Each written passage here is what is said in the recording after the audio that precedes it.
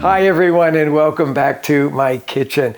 When you're making any kind of a Mexican meal, but especially if you're making tacos, I always like to serve some beans with it. And of course, the most common ones are the ones that are called frijoles refritos. We tend to translate that as refried beans, but there's nothing refrying about it. That's just a way in Spanish of saying well-fried beans. So I like that, but when you go to most taquerias, and especially in central Mexico and in northern Mexico, you will find another bean preparation offered, and that's frijoles charros. That translates as the cowboy beans, and that is a preparation that is made usually with pinto beans. That's the bean of northern Mexico, especially the state of Nuevo León, and it's seasoned with bacon, which I think always makes beans taste that much better. And then you add a little bit of tomato and onion and garlic and some green chili and finish it off with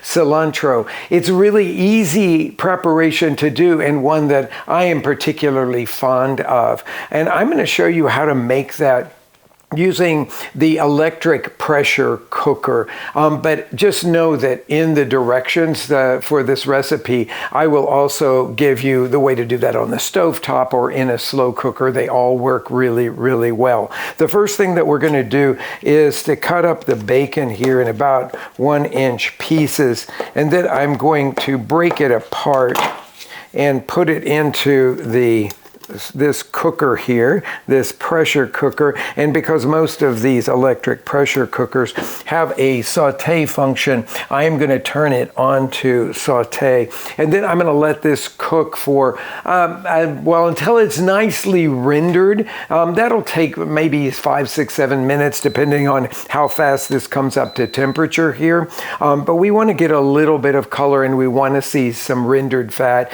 before we go on to the next things. Now, the next thing that I'm going to do is to chop up the onion. I'm going to mince the garlic and cut up the jalapeños into smaller pieces while this is starting to cook. I got to wash my knife first. Okay, a couple things here.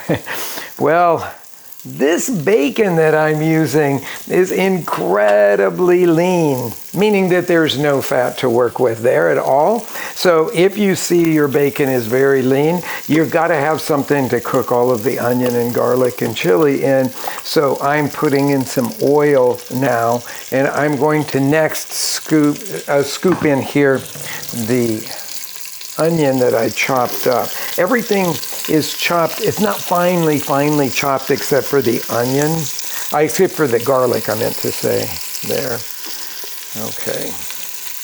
The really nice thing about this particular brand of the electric pressure cookers is that the saute function's really strong. So this is like really cooking here. So I'm coating all of the onion now with the fat that's in here, which in this case is olive oil, because that's what I had sitting here. And we're going to let this cook until it's a nice golden color. I'm going to continue to finish all of my cutting here of these jalapeños that are going in. But one of the things that I didn't say to you before was that I'm not taking the seeds or ribs out of it. I want some heat in this thing, so I'm leaving them in, which is very common in Mexico to do it that way. So I'm going to slice these longwise and then cut across to make it into very small dice. Okay, we've got some nice browning going on here. So now I'm going to scoop in this chopped garlic and the chopped up jalapeno. Again, you can use as much or as little of that as you want. I think the green chili flavor is really nice here. And for the most part, the jalapenos aren't as hot as they used to be, so you can get away with doing a little bit more in there.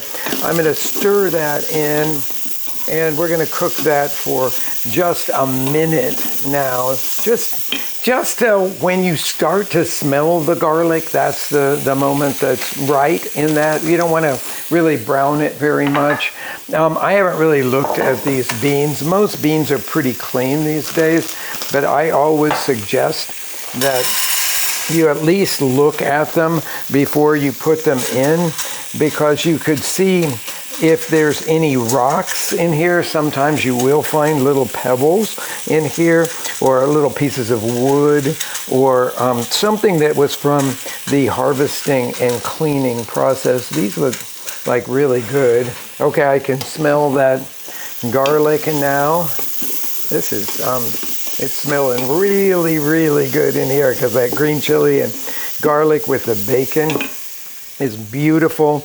Now, I tend most times of the year to use canned tomatoes because the ripeness is always there. So this is fire roasted tomatoes, which are going to give you a deeper, richer flavor and go beautifully with the bacon that's in here. Undrained, diced, put those in like that.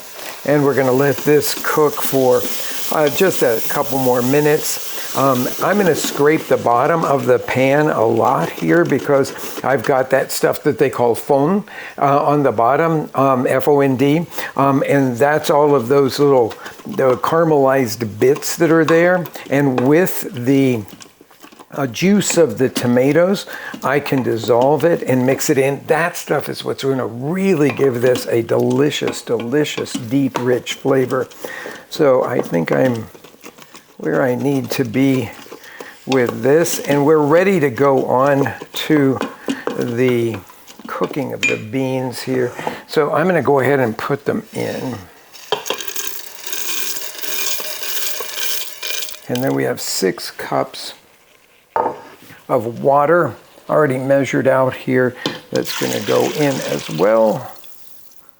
And then we have to, I put a little bit of salt. There are people who will say don't ever salt beans while they're cooking. It will make them tough. I think that has been debunked a long time ago.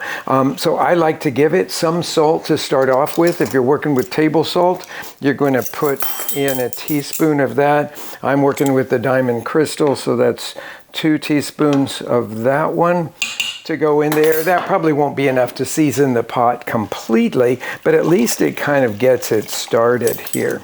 Okay, we're going to put the top of it on now and then slide it in, and then you want to put it onto the sealing part here. So turn the valve to sealing, and then I'm going to put it on pressure cook. And, oh, I got to cancel what I had it there. Putting on pressure cook for an hour. That says an hour and 1 minute. So that's going to be fine. And then you just kind of walk away from it. After it goes off, after that minute, that 1 hour of time, I'm just going to let it naturally release its pressure. So after the hour of cooking under pressure, I just let it do a natural release. I didn't open the vent or anything. Now I've opened the vent, but I'm going to open the whole thing up here and see, like, every single thing I put in here has come together to create this luxurious aroma. I'm going to give it a taste first and see if it needs any salt. It probably will need some salt, but there were salty things that went in here. So yeah, it's lacking some. So this is the moment to add the salt, the appropriate amount of salt. I will say that oftentimes, the day after you cook beans, you will notice that they need a little bit more salt. Oh, this is gorgeous. Okay. Now, I think I've got it pretty much. I'm going to give it another taste, but I really want you to see the texture of this. But I think it's seasoned nicely for right now. But I want you to see the texture of this. So we have a nice lightly thickened broth here. And if you're going to serve these beans alongside tacos or anything else from the Mexican kitchen, and you're going to put them in a little bowl, then I would say that this is the right consistency for them. But if you are like me and sometimes like to put a spoonful of beans onto your taco, you will want to thicken them up a little bit, otherwise they'll just kind of run off. So you would take a cup or so, it could be as much as 2 cups, and blend that completely smooth, return it to the pot, and it will thicken up really nicely. The last ingredient that we have to put in here is cilantro. We wouldn't want to cook that for the long period of time that it takes for those beans to get done. But I'm going to give this what I would call a sort of coarse chop here, doing like I would normally do for a very finely cut cilantro, but I'm just going to go crosswise in much thicker slices here, and I need about a cup or so. I'm typically doing it with the stems and everything because the stems are very very tender and also very flavorful, so that's probably about the right amount there. Toss that. Yep, that looks really beautiful. I'm going to take about 3/4 of it or so and stir it into the warm beans now. These, by the way, can be made up several days in advance, and they're really delicious. And they just get, like anything that's slow cooked, more delicious over the next few days. But I would always recommend putting the cilantro in just right before you serve. Now, I'm just going to put them the way that I would put them out if we were going to have a casual dinner with these beans, which are super delicious and very different than, say, refried beans or fried beans. And I'm just going to put them into a bowl like this.